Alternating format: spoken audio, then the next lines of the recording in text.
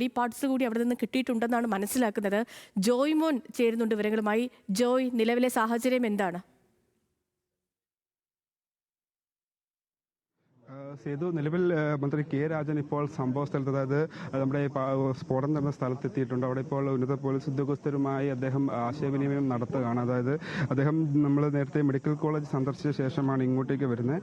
അവിടുത്തെ രോഗികളുടെ ആരോഗ്യനിലയും സംബന്ധിച്ച കാര്യങ്ങൾ നേരത്തെ അദ്ദേഹം പ്രതികരിച്ചിരുന്നു. അപ്പോൾ ബാക്കി ഇവിടുത്തെ പ്രവർത്തനങ്ങൾ അല്ലെങ്കിൽ ബാക്കി ഇവിടുത്തെ തുടർ നടപടികൾ എങ്ങനെ വേണമെന്നുള്ള കാര്യത്തിലുള്ള തീരുമാനമായിരിക്കും ഇപ്പോൾ കൈക്കൊള്ളുക. അത് ഇപ്പോൾ നിലവിൽ നമ്മൾ നേരത്തെ കണ്ടതുപോലെ പരിശോധനകൾ പുരോഗമിക്കുന്നുണ്ട്. അപ്പോൾ നേരത്തെ ഈ സംഭവം നടന്ന ഈ പാടശേഖരത്തിനടുത്ത് നിന്ന് ഒരു ശരീരാവശിഷ്ടം നേരത്തെ കണ്ടെത്തിയിരുന്നു. അതായത് കടാവർ ഡോഗ്, അതായത് ഡോഗ് സ്ക്വാഡ് 3 കടാവർ ഡോഗുകൾ ഇവിടെ പരിശോധനയ്ക്ക് എത്തിച്ചിരുന്നു. അതുവഴി കടാവർ ഡോഗ് നടത്തിയ പരിശോധനയിലാണ് ഇത്തരത്തിൽ ശരീരഭാഗം കണ്ടെത്തുന്നത്.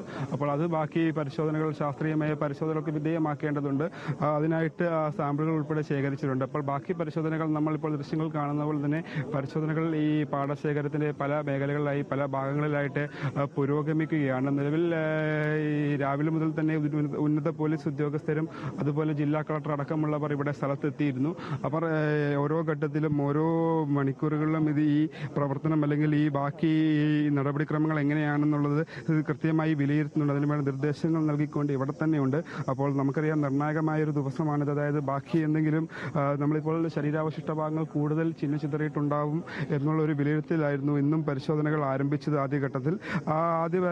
ആദ്യഘട്ടത്തിൽ മണിക്കൂറുകൾ 6 മണിയോടുകൂടി തന്നെ ആവശ്യമായ സന്നദ്ധ സജ്ജീകരണങ്ങളൊക്കെ സംവിധാനങ്ങളുമൊക്കെ ഉറപ്പാക്കി പരിശോധനകൾ ആരംഭിച്ചത്. അതിന്റെ ഭാഗമായി അല്പം മുമ്പാണ് ഇത്തരത്തിലൊരു ശരീരാവശിഷ്ടം പാടശേഖരത്തിൽ നിന്ന്, അതായത് സംഭവം നടന്ന സ്ഥലത്ത് നിന്ന് ഒരു 150 മീറ്റർ മാറി കണ്ടെത്തുന്നത്. അതിനുശേഷം വീണ്ടും പല ഭാഗങ്ങളിലായി പരിശോധനകൾ പുരോഗമിക്കുകയുണ്ട്. നിലവിൽ ഇപ്പോൾ ഫോറൻസിക് വിദഗ്ധരും അതുപോലെ തന്നെ സന്നദ്ധ സംഘടനകളും ഫയർഫോഴ്സും പോലീസും ഉൾപ്പെടെയുള്ളവരൊക്കെ സ്ഥലത്ത് പരിശോധന നടത്തിക്കൊണ്ടിരിക്കുകയാണ്. ഇപ്പോൾ നമുക്കറിയാം, കൂടുതൽ ശരീരാവശിഷ്ടങ്ങളോ മൃതദേഹ ഭാഗങ്ങളോ അവിടെ ഇവിടെയുമൊക്കെ ചിതറിയിട്ടുണ്ടാവാം എന്നൊരു വിലയിരുത്തലുണ്ടായിരുന്നു. അതുവരെയുള്ള പരിശോധനകൾ, അതായത് കൂടുതൽ ആളുകൾ ഉണ്ടായിരുന്നു അപകട സമയത്ത് ഇവിടെ. അപ്പോൾ അത് ആരൊക്കെ എന്തൊക്കെയെന്നുള്ള കാര്യങ്ങളിലൊക്കെ ഒരു വ്യക്തത വരണമുണ്ട്. അതിനുള്ള പരിശോധനകളാണ് നിലവിൽ ഇവിടെ പുരോഗമിക്കുന്നത്. പിന്നെ പ്രധാനപ്പെട്ട മറ്റൊരു കാര്യം, ഈ DNA സാമ്പിളിംഗ് അല്ലെങ്കിൽ DNA സാമ്പിളുകൾ ശേഖരിക്കാൻ അല്ലെങ്കിൽ അത് അനലൈസ് ചെയ്യാനായിട്ട് രാജീവ് ഗാന്ധി ഇൻസ്റ്റിറ്റ്യൂട്ടിൽ നിന്നുള്ള സംഘം തൃശ്ശൂരിൽ എത്തിയിട്ടുണ്ട്.